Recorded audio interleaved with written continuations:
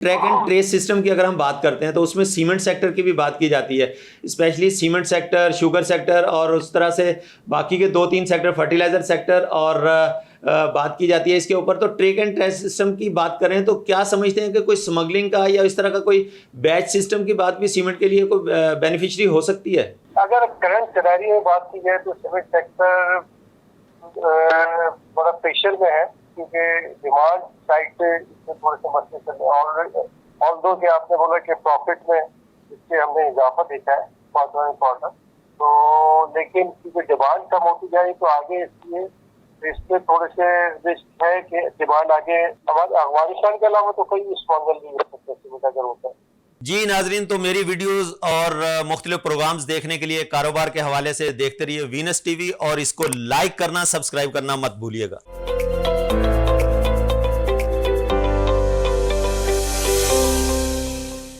बिस्मिल्लाहिर्रहमानिर्रहीम। कारोबारी दस्तक के साथ मैं हूं सिद्दीक सरवर। जिस तरह से हम देखते चले आ रहे हैं कि लास्ट वीक में हमने बात की थी फर्टिलाइज़र सेक्टर के ऊपर और उससे पहले हम कंटिन्यूसली बात कर रहे थे स्टील सेक्टर और बैंकिंग सेक्टर की बात की। आज हम जिस सेक्टर के ऊपर बात करेंगे, पाकिस्तान स्टॉक एक्सचेंज के अंदर एक मेजर सेक्टर सीमेंट सेक्टर। और अगर हम इसको अपनी सोसाइटी के अंदर देखें, जिस तरह से पाकिस्तान के अंदर कंस्ट्रक्शन इंडस्ट्री जो है वो ग्रो करती हुई दिखाई दे रही थी और जिस तरह से कंस्ट्रक्शन इंडस्ट्री के ऊपर गवर्नमेंट ने काफ़ी सारे बेल आउट पैकेजेस भी दिए। अब देखना यह है कि सीमेंट सेक्टर की इस वक्त की मार्केट की जो परफॉर्मेंस है वो किस तरह से देखी जा रही है। अगर मैं बात करूं यहाँ पर रवा माली साल की, तो जो 2023 के प्रॉफिट्स हैं उसके अंदर भी डबल डिजिट के अंदर प्रॉफिट्स देखने को आए अपने सीमेंट सेक्टर के। अगर हम इसकी क्वार्टर ऑन क्वार्टर की बेसिस के ऊपर बात करें तो पिछला क्वार्टर जो लास्ट क्लोज हुआ है अक्टूबर, नवंबर, दिसंबर 3 मंथ्स का क्वार्टर की अगर हम बात करते हैं तो उस क्वार्टर के अंदर भी अच्छे रिजल्ट्स, अगर हम लास्ट इस क्वार्टर को कंपैरिजन करें तो 14% की ग्रोथ इस क्वार्टर के अंदर भी देखने में आई सीमेंट सेक्टर के अंदर। लास्ट अगर हम ईयर ऑन ईयर बेसिस के ऊपर बात करें तो इस सेक्टर ने, सीमेंट सेक्टर ने स्पेशली 42% का गेन दिखाया। स्पेशली जब हम फ्लड की बात करते हैं पाकिस्तान के अंदर, जो सितंबर से ऑनवर्ड पीछे अगस्त, सितंबर, अक्टूबर में जो हमने सिचुएशन देखी सैलाब के बाद से, तो सीमेंट की इस वक्त सेल काफ़ी रुक गई थी, बट उसके बावजूद भी सीमेंट सेक्टर के अंदर जो है ना वो डबल डिजिट प्रॉफिट जो है ना वो विटनेस किए गए। अगर हम यहाँ पर बात करते हैं वो कंपनीज जो स्टॉक मार्केट के अंदर लिस्टेड हैं उनकी अगर हम अर्निंग्स की बात करें, बेस्ट वे सीमेंट की मैं बात करूं यहाँ पर, तो उसकी करंट प्राइस इस वक्त मार्केट में 135 रुपये 65 पैसे है। और अगर हम इसके 6 मंथ के रिजल्ट्स की बात करें तो इसका 6 मंथ का रिजल्ट 13 रुपये 53 पैसे के ऊपर क्लोज हुआ था।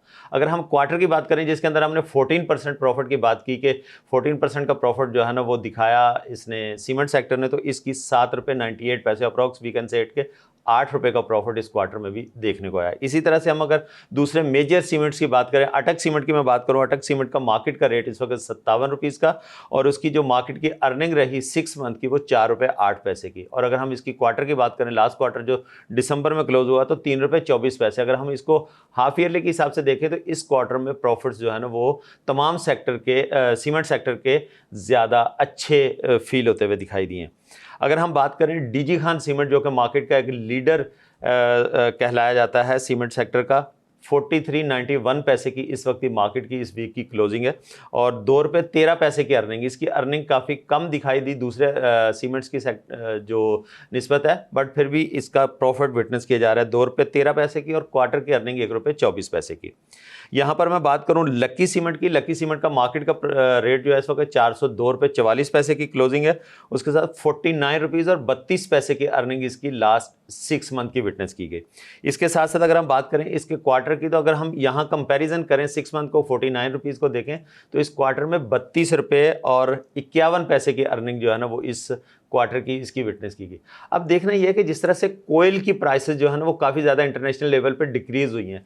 लास्ट अगर हम 8 मार्च तक की बात करें तो 82,188 रुपये पर मेट्रिक टन की ट्रेड होती हुई दिखाई दे रही थी कोयल की प्राइस, बट अब इस वक्त जो है ना मार्केट के अंदर 34,461 रुपये की प्राइस जो है ना वो विटनेस की जा रही है। कोयल की एक मेजर कंपोनेंट है इस सीमेंट सेक्टर का। तो इस तरह से अगर कोयल की प्राइस के अंदर बात करें तो कोयला 73% का इसके अंदर डिक्रीज देखने को आया। पूरी दुनिया के अंदर जो है ना वो टायर जलाने के ऊपर पाबंदी है, लेकिन पाकिस्तान इसको भी इंपोर्ट करके एनर्जी प्रोड्यूस करने के लिए सीमेंट सेक्टर के अंदर काफ़ी ज़्यादा कंपनीज ऐसी हैं जो टायर जलाने के बाद उससे एनर्जी प्रोड्यूस करती हैं। इसके ऊपर हमने एक छोटा सा पैकेज तैयार किया, देखते हैं पैकेज, उसके बाद फिर आगे बात करते हैं। मुल्क में जारी मैक्रो इकोनॉमिक चैलेंजेस के बावजूद पाकिस्तानी सीमेंट कंपनियों ने रवां माली साल 2023 की दूसरी सहमाही में डबल डिजिट ग्रोथ का मुनाफा देखा है। सीमेंट कंपनियों की हालिया बुनियादी कारकर्दगी ने जारी मैक्रो एडजस्टमेंट के लिए लचक को जाहिर किया। सहमाही जुलाई से सितंबर में तबाहकुन सैलाब से बुरी तरह मुतासर होने के बावजूद अक्टूबर दिसंबर 2022 में इस शोबे ने क्वार्टर ऑन क्वार्टर मुनाफा में 14% इजाफा देखा। फाइनेंसिंग चार्जेस में इजाफे के बावजूद दूसरी सहमाही में आमदनी 42% ईयर ऑन ईयर ज़्यादा थी। Lucky cement, DG Khan cement, अटक सीमेंट, फौजी सीमेंट, मैपल लीफ सीमेंट और पायनियर सीमेंट ने माली साल 2023 की दूसरी सहमाही में अपनी टॉप लाइन में 23% इजाफा रिकॉर्ड किया, जो सेकंड क्वार्टर की सेल्स में 22.4% इजाफे के साथ 167.8 बिलियन रुपए तक पहुंच गई। रेवेन्यू में इजाफा बुनियादी तौर पर रिटेंशन प्राइसेस में 56% इजाफे की वजह से हुआ। ताहम मकामी सीमेंट के तरसील में तकरीबन 17% की कमी वाक़ हुई, जबकि बरामदात में 49% कमी वाक़ हुई, जिससे मजमूई फ़रोख्त 21.7 मिलियन टन तक गिर गई। फ़रोख्त में कमी की वजह तामीराती लागत, बुलंद शरह सूद, पब्लिक सेक्टर डेवलपमेंट प्रोग्राम में सुस्त रवि और सियासी गैर यकीनी सूरत हाल है, जो सैलाब से मज़ीद ख़राब हो गई थी। कोयले की इन्वेंट्री के मौसर इंतज़ाम की वजह से इस क्वार्टर औसत मजमूई मार्जिन ने एक मस्बत सरप्राइज़ दिया। इनपुट लागत और ज़्यादा अफरात ज़र के बावजूद सेक्टर ने मुतासर कुन मार्जिन दिखाया। मुतबादिल कोयला सीमेंट के शोबे के लिए एक नेमत है, जो तलब में कमी, दरामदी पाबंदियों और तवानाई की बुलंद कीमतों के बावजूद मार्जिन को सेहतमंद रखता है। जनूबी अफ्रीका के रिजर्ट बे से दरामद होने वाले कोयले की कीमत भी गिरकर तकरीबन 34,461 रुपये फ़ी टन पर आ गई। कोयले की कीमत 8 मार्च 2022 को 82,188 रुपये फ़ी टन की बुलंद तरीन सतह से 73% कम हो गई है। सीमेंट कंपनियों का मजमूई मार्जिन 110 बेसिस पॉइंट से बढ़कर 24.4% हो गया, जो गुज़िश्ता साल 23.3% था। ये इजाफा बुनियादी तौर पर मुतबादिल ईंधन, काबिल तजदीद तवानाई बशमूल solar power, waste heat recovery की तरफ मुंतकली और दरामदी कोयले के साथ मकामी और अफ़गान कोयले के मुतबादिल से पूरा हुआ है। गुज़िश्ता साल की इसी मुद्दत के मुकाबले में माली साल 2023 की पहली छमाही में सीमेंट कंपनियों के मुनाफा में तकरीबन 20% इजाफा हुआ। सूद, टैक्स, रुपए की कदर में कमी और एमोटाइजेशन के बावजूद आमदनी में 25.9% इजाफा हुआ। जॉब मार्जिन 0.7% पॉइंट सुकड़ गया। इस कमी की वजह सूद की बढ़ती हुई शरह और तोसी चक्कर की वजह से कर्ज में इजाफा था। माली साल 2023 के फर्स्ट हाफ में सनत की तरफ से तकरीबन 9.7 मिलियन टन पैदावारी सलाहियत का इजाफा किया गया।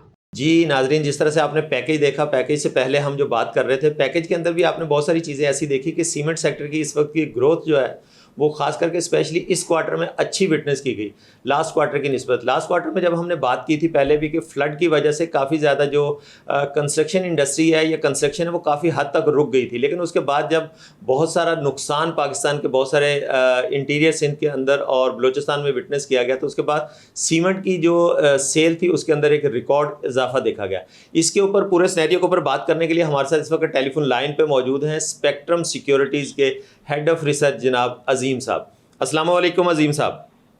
वालेकुम अस्सलाम। जी अजीम साहब, कैसे मिजाज हैं? ठीक हैं? अल्लाह का शुक्र है। अजीम साहब, किस तरह से देखते हैं मार्केट के अंदर सीमेंट सेक्टर को इस वक्त? जो मार्केट में इसके रिजल्ट्स हैं वो तो माशाल्लाह से काफ़ी हौसला अफजा हैं, जबकि बाकी की इंडस्ट्री जो है वो काफ़ी ज़्यादा ज़बोहाली का शिकार है। इम्पोर्टेड मटेरियल ना होने की वजह से हमारी बाकी की जो इंडस्ट्री, स्पेशली इससे जो डिपेंडेंट इंडस्ट्रीज़ हैं, स्टील सेक्टर की बात करें या इसके साथ हम टाइल, सेरामिक्स या बाकी की इंडस्ट्रीज़ हैं, तो सीमेंट सेक्टर को किस तरह से देखते हैं आप? अगर करंट सिनेरियो में बात की जाए तो सीमेंट सेक्टर बड़ा प्रेशर में है, क्योंकि डिमांड साइड से इसमें थोड़े से मसले चल रहे हैं। ऑल्दो कि आपने बोला कि प्रॉफिट में इससे हमने इजाफा देखा है क्वार्टर, तो लेकिन क्योंकि डिमांड कम होती जाए तो आगे इसलिए इस पर थोड़े से रिस्क है कि डिमांड आगे फ्लोरिश होती है नहीं होती। अब उसकी मेजर जो है वो तो पीएलसी थी, जो कट होने की वजह से इस पर थोड़ा प्रेशर बढ़ गया था कि आगे डिमांड कम हो। लेकिन अगर दूसरी तरफ हम देखें तो इसके क्वार्टर प्रॉफिट बढ़ता जा रहा है। तो उसका जो मेन रीजन है वो ये तो है कि सीमेंट कंपनी की जो प्राइस है वो पास ऑन की जो पॉलिसी थी वो कंटिन्यू की। और दूसरी तरफ जो कोल इम्पोर्ट कर रहे थे तो इन्होंने अफगान कोल पे जो कंट्रीब्यूशन था टोटल यूसेज में वो बढ़ा दिया था, जिसकी वजह से उनकी जो मार्जिन थे वो बढ़ते गए। या बेटर है as compared to last quarter. तो इस वजह से हमने इसमें तेजी देखी। जी अजीम साहब, अगर हम बात करें जिस तरह से आईएमएफ ने रिक्वायरमेंट भी दी और काफ़ी अरसे से इस पे लग रहे हैं ट्रैक एंड ट्रेस सिस्टम की अगर हम बात करते हैं तो उसमें सीमेंट सेक्टर की भी बात की जाती है, specially cement sector, sugar sector और उस तरह से बाकी के 2-3 सेक्टर, फर्टिलाइज़र सेक्टर और बात की जाती है इसके ऊपर। तो ट्रैक एंड ट्रेस सिस्टम की बात करें तो क्या समझते हैं कि कोई स्मगलिंग का या इस तरह का कोई बैच सिस्टम की बात भी सीमेंट के लिए कोई बेनिफिशरी हो सकती है?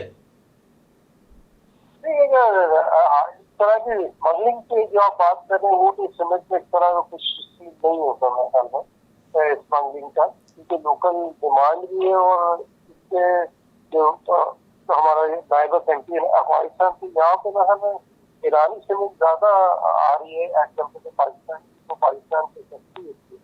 तो मुझे नहीं लगता कि महंगी सीमेंट यहाँ से स्मगलिंग होगी।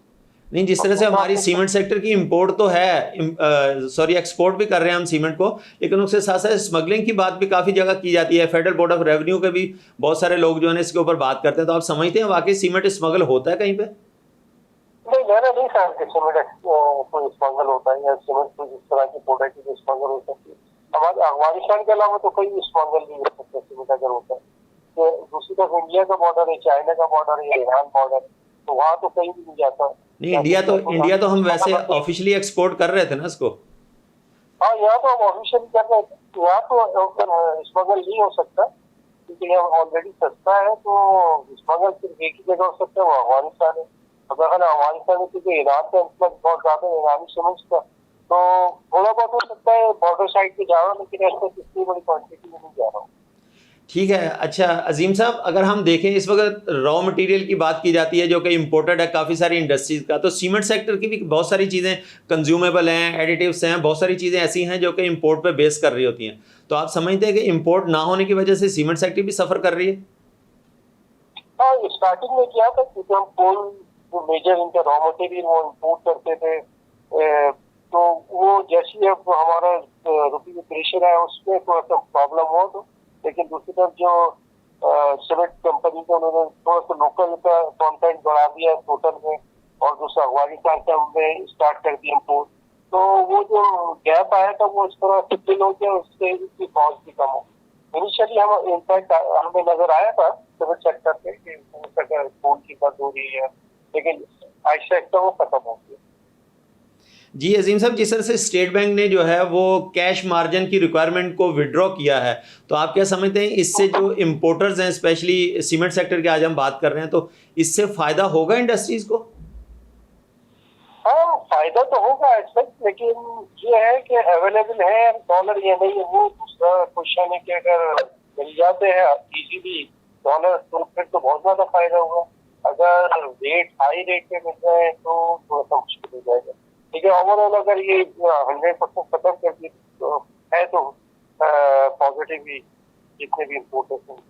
ठीक है। तो अजीम साहब, अभी स्टेट बैंक अपनी मॉनेटरी पॉलिसी भी अनाउंस करने जा रहा है। नेक्स्ट क्वार्टर की जो है ना मॉनेटरी पॉलिसी भी आने वाली है। 20% के रेट ऑफ इंटरेस्ट पे जब इंडस्ट्रीज बोरो करती हैं तो काफ़ी ज़्यादा उनका कॉस्ट ऑफ डूइंग बिजनेस बढ़ जाता है। तो आप क्या समझते हैं कि अभी कोई मॉनेटरी पॉलिसी में कुछ शराइत कम हो सकती हैं, कुछ बेसिस पॉइंट कम हो सकते हैं? आपको क्या लगता है, कुछ बेहतरी की तरफ हैं हम? अभी फिलहाल तो मुझे लग रहा है कि रेट्स बढ़ जाएंगे क्योंकि तक लग रहा है कि गवर्नमेंट बढ़ा दीजिए। दूसरा हमारा जो लास्ट ऑप्शन हुआ था उसके भी रेट बढ़ गए, तो उसके बाद भी ये भी बना कि गवर्नमेंट इंटरेस्ट और बढ़ाई। तो मतलब आप और बढ़ता हुआ देख रहे हैं रेट ऑफ इंटरेस्ट? हाँ, अगर इंटरेस्ट बढ़ते हैं तो इंडस्ट्री का और प्रेशर बढ़ जाएगा। जिसमें जो भी लैंग्वेज कंपनी है या लैंग्वेज सेक्टर है, जैसे सीमेंट से one of the most language sector, तो उस पर इम्पैक्ट हमें नजर आएगा। तो अजीम साहब, क्या समझते हैं कि इतना रेट ऑफ इंटरेस्ट बढ़ता चला जाएगा? अगर हम बात करते हैं अपने पड़ोसी ममालिक की, बांग्लादेश में इस वक्त 6% रेट ऑफ इंटरेस्ट है, इंडिया में 6.25% है, जो कि श्रीलंका डिफॉल्ट कर गया वहाँ पर 14.25% है। तो हम टेक्निकल डिफॉल्ट की तरफ, ये मतलब किस तरफ चलने के लिए अगर और रेट ऑफ इंटरेस्ट बढ़ जाता है तो? देखिए, हम जो इंटरेस्ट रेट अगर हम देखें तो जो बढ़ाए जा रहे हैं वो प्रेशर तो IMF का, जिसकी वजह से वो लेके इंटरेस्ट रेट बढ़ा के आप इन्फ्लेशन कंट्रोल करें। इन्फ्लेशन कंट्रोल इन्फ्लेशन बढ़ती जाती है। इन्फ्लेशन बढ़ने में मेजर रीजन है हमारे डिवैल्यूएशन का है। तो वो कंट्रोल करना, मुझे लगता है कि इंटरेस्ट रेट जिस तरह बढ़ रहे हैं उससे तो नहीं लगता कि इन्फ्लेशन कंट्रोल होगी, बल्कि इन्फ्लेशन और आगे बढ़ती जाएगी, क्योंकि जो भी आप इंडस्ट्रीज हैं वो आगे अपनी कॉस्ट पास ऑन करेंगे और इन्फ्लेशन बढ़ेगी। ऑफ कोर्स वो तो पास ऑन तो होगा ना, इंडस्ट्रीज तो उसी तरह से अपनी प्रोडक्ट महंगी कर देंगी, तो ये तो इन्फ्लेशन एक इस तरह से तो मतलब ना रुकने वाली कहानी लग रही है। हाँ, यही कि तो गवर्नमेंट को डिसीजन लेना पड़ेगा कि कहाँ जाके हमें रोकना है।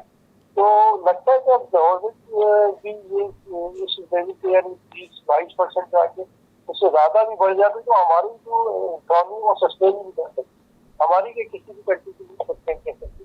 तो एट द एंड गवर्नमेंट को रेट जो नीचे लाने ही पड़ेगी। अभी चले प्रेशर है IMF का, ये सब कुछ है, और दूसरी तरफ डिवैल्यूएशन का बहुत ज्यादा इम्पैक्ट है कमोडिटी, ऑल्दो के इंटरनेशनल कमोडिटी प्राइसेस नीचे आई है, लेकिन वो पास और हमें नजर नहीं आया है। उसका रीजन यही है कि हमारे इंटरेस्ट रेट बढ़े हैं, दूसरी तरफ हमारी जो डिवैल्यूएशन वो बहुत ज्यादा है। तो ये IMF के प्रेशर की वजह से मुझे लग रहा है कि इंटरेस्ट रेट में प्रेशर है, और ये आइडिया है कि हमारी जो इंडस्ट्री है सस्टेन नहीं कर सकती रेट पे। जी बहुत शुक्रिया जनाब अजीम साहब, आप हमारे साथ टेलीफोन लाइन पे मौजूद थे। Head of research spectrum securities जनाब अजीम साहब हमारे साथ टेलीफोन लाइन पे मौजूद थे, जो कि इन्फ्लेशन के खदशे का इजहार करते हुए दिखाई दिए। अब देखना ये है कि जिस तरह से खदशात तो पहले से हैं, अगर रेट ऑफ इंटरेस्ट और स्टेट बैंक बढ़ा देता है तो बाकी की चीज़ें कहाँ जाएंगी। जिस तरह से हमने आज स्पेशली कंस्ट्रक्शन इंडस्ट्री की मेन प्रोडक्ट जो है वो सीमेंट के ऊपर हमने बात करने की कोशिश की। यहाँ पर लेते हैं एक छोटा सा ब्रेक से वापस आते हैं। Stay tuned.